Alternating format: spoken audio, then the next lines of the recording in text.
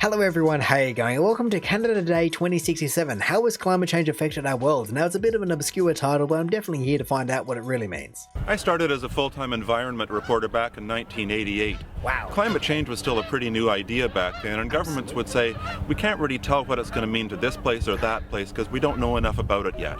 Oh yeah. 29 years and billions of dollars later, they're still singing the same tune. Yeah. Can't say too early. Well, we wanted to find out for ourselves, so we talked to experts in climate, human health, agriculture, and asked what is climate change really going to look like in the coming decades? How different will our world be in 50 years? Oh no. Let's start with water. Things are certainly not going to be looking too good, especially if we keep the current trajectory that we have been on for far too long. I mean, I guess there has been a few things recently that might give you a little bit of hope. You know, at least people are now actually considering it to be a real thing and not just blatantly disregarding it, and governments are starting to get on board and go, hang on a second, we really do have to do something about this because it is going to cost us way more money if we don't. And so I guess you could argue that there are a few things that are beginning to change, but my goodness, does the whole thing just feel so lethargic on a topic that you can't afford to do that. Let's start with water. Meet award-winning and internationally celebrated scientist John Smole. But most people, when they think of climate change and lakes, they think of ice disappearing in Canada, maybe less time to go ice fishing. But there's lots of other things happening under the radar. Yeah. Blue-green algae or cyanobacteria, it causes all sorts of taste and odor problems. They look terrible. They're hard to go fishing in. Yeah. We're moving the summer longer, and that's exactly what they like. Warm water and calm, stratified water. And by that I mean lakes tend to divide into 3 layers in summer. The colder water is heavy, so it sinks to the bottom. Yeah. And what you do is you get this stratified lake. You can probably feel that if you go swimming and you're treading water, you feel your toes are very cold. That's because you've gone into the cold, heavier water, denser water. Yeah, right. Blue-green algae or cyanobacteria that cause these problem blooms, they love those conditions, and they're going to be coming more and more in the future. Oh no, that would be such a massive issue, and honestly I don't know how you would ever go about addressing that, because once that water warms, it is, on the scale of the planet, almost impossible to reverse. And honestly, that is the thing that just blows my mind, the fact that people are very, very selfish about the entire thing and go, okay, well I don't live near the ocean, so even if the sea waters rise, what do I care, you know, sell it to Aquaman or something like that, I don't care, it doesn't bother me. But really it will affect you, because you won't have water to drink, you won't have water to go swimming in, you won't have water to do all these different things, and that is only water, let alone the land, let alone the air, let alone everything else that you live in and breathe in and work in every single day. It just will disappear. And I feel as though that is when people finally become a bit selfish, because they go, oh, my environment's changing around me. Well, yeah, we told you this a long time ago, people. For goodness sake, you see a sign like this and you go, oh yeah, I guess I wouldn't drink it, but hang on, do not swim in it. It's really that bad? Hang on a second, do not allow pets in the water. You know, people let their pets just go in mud, go in anything really, but then to not allow pets in that kind of water, you go, oh wow, is it really that bad? And the answer is yes. And so on top of, like they said, all the glaciers disappearing and all the snow-capped mountains that you know and love to ski in and use as a recreational activity, all of a sudden you just lost your summer recreational activity because you don't have lakes anymore. So we know the health of our lakes is at stake, but how much warmer is it going to get? Let's take Ottawa for example. Today, the annual mean temperature is 6.4 degrees Celsius. By mid-century, this will rise to 9.6 degrees, Whoa. And by the end of the century, up to 11.9 degrees. Whoa! Double in, I guess, end of the century, which is a while away, but still, end of the century, you know, we're talking about thousands of years and hundreds of thousands of years at pretty much the same temperature, and then to double in 80. I mean, I do want to touch on the fact that the mean temperature is 6.4. I mean, people love to say, oh, it's really hot, oh, it's really cold. Yeah, we get 40 degrees Celsius, yeah, we get minus 40 degrees Celsius, and I guess that would make sense. Hey, you could get an average at close to 0, but either way, a mean of 6.4 is cold, alright? Today, the annual mean temperature is 6.4 degrees Celsius. By mid-century, this will rise to 9.6 degrees, and by the end of the century, up to 11.9 degrees. Ridiculous. This means summer heat waves that kill, and warmer, unpredictable winters. That is a problem for people like Ellie Renault, a fifth-generation farmer. Wow. Come on! Well, if you have a winter that isn't, normally our winter would be, it would turn cold. It would stay cold all winter. But when you have a winter that goes up and down, cattle inside, you have a really hard time regulating the barn to keep it at that nice temperature that they want. So they end up with pneumonia or other respiratory diseases because of the warm and cold. It's hard on them. It's hard on the calves. Outside, cows can be outside in 40 below weather and not mind it a bit. Got a nice warm coat. What? Snow doesn't really bother them. They just shake it off. What?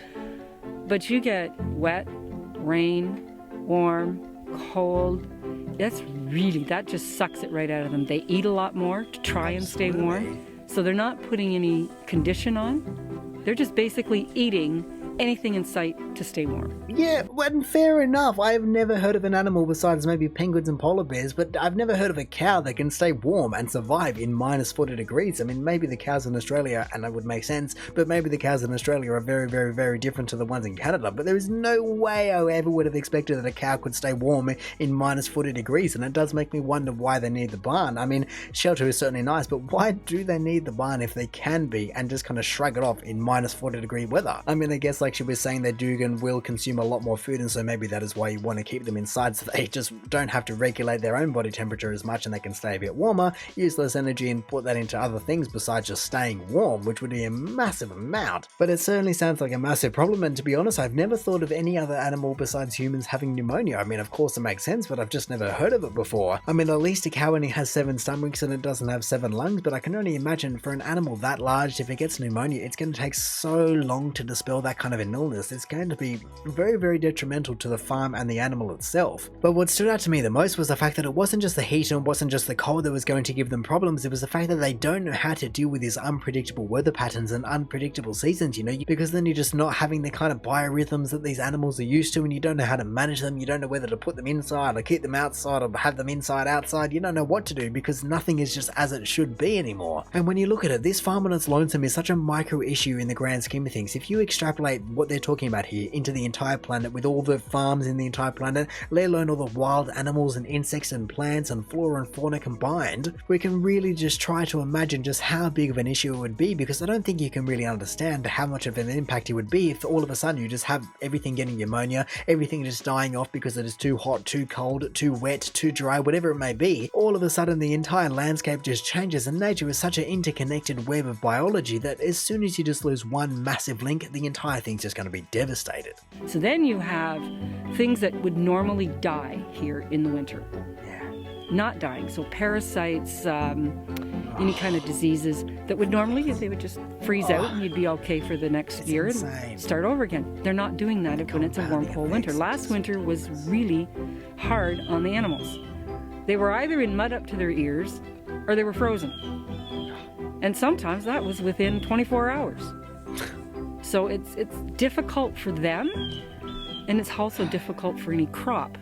So if you have, say, an alfalfa field, and you've got warm cold, and that field is now covered in water, and then it freezes, it smothers it. Of course it does. It's just freezing everything. Like you said, one day the cows were up to their ears in mud, the next they were frozen. Like, of course they are, because you're just getting wet and cold and then damp and then wet and then hot. So then it all dries out and then you get sweaty and hot and moldy. And so of course you start having so many problems that are just going to be compounding because of things like I didn't even realize. But yes, of course it makes sense that you have viruses that don't even die off and don't freeze off. And then going back to the selfish person that I mentioned at the start, all of a sudden they would be complaining because the price of the steak and the price of flour and all these different commodities has gone up, and they go, where is it? Why there's such a short supply? Make more. And you go, hang on a second, it's buried up to its ears in a frozen mud. What do you want me to do? You didn't help out before, you certainly don't get your product now. You can't have it both ways. So if you have, say, an alfalfa field, and you've got warm cold, and that field is now covered in water, and then it freezes, it smothers it, just like it would your lawn or anything else. But an alfalfa field at $200 an acre to plant, you really don't want it to do that. We've always had cycles. The only problem is now these cycles seem to happen within a few days of each other. That's ridiculous. Blue-green algae stinking up our lakes and killing fish. Increasingly dangerous heat waves risking lives every summer. Slushy winter weather. This is just a glimpse into the very real ways in which our climate is changing. For Post Media, I'm Tom Spears. Ridiculous.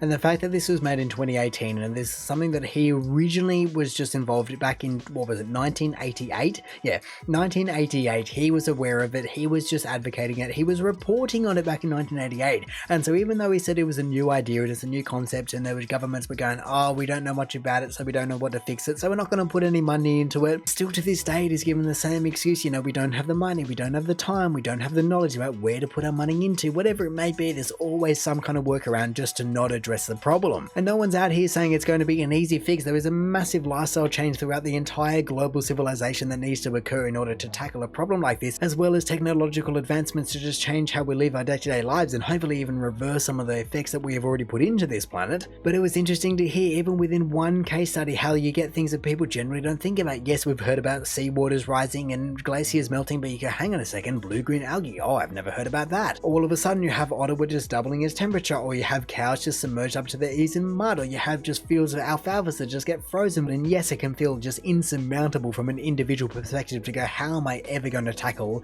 and how am I ever going to change this entire planet when we just have global just companies just polluting beyond anyone else? But there are plenty of videos and just evidence and so many things just out there. Even Kyrgyzstan made a video that I've seen before about how you can just do your best just to help the situation that we are in, and man, it just needs every single person to help as much as possible, because otherwise it really isn't going to be a place for anyone to live, and everyone can just live in their own selfish bubble, out of the wind, out of the rain, out of the snow, out of the sun, out of the floods, out of everything, as well as no oxygen, no food, and no just environment and living circumstances for anyone anymore. It is as simple as that. And look, you might even say, why don't we just evolve to live within our new circumstances? And to that I say, why bother when you don't have to band-aid the solution? You can just fix it in the first place. But anyway, in saying that, I reckon I'm going to call it there. So thank you for watching this video. If you did enjoy it, feel free to do the algorithmic things down below. Also, if this is the first video of mine that you are watching, then make sure to go check out any other ones I've done. Also, make sure to go check out the original video down in the description below, or hey, maybe you even just want to consider subscribing so that you don't miss another one of these in the future. But all in all, have a good one and see ya.